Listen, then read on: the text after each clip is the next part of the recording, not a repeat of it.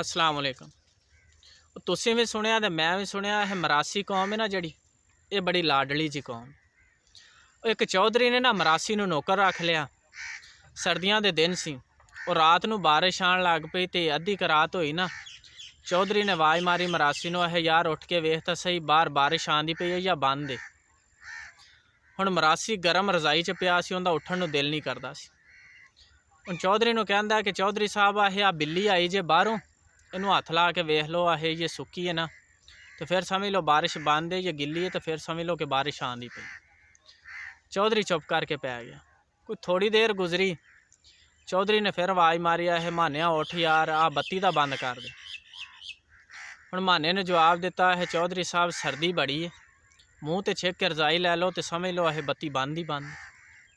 चौधरी फिर चुप करके पै गया। कोई थोड़ी देर बाद ना हवा नाल बूहा खुल गया तो उन्हें आवाज़ मारी, यार मानिया उठ तो सही, ठंडी हवा पी आँदी है, दरवाज़ा तो बंद कर। उन्हें कहा चौधरी साहब पहले दो काम मैं करते ते ये काम तुसी आप ही कर लो।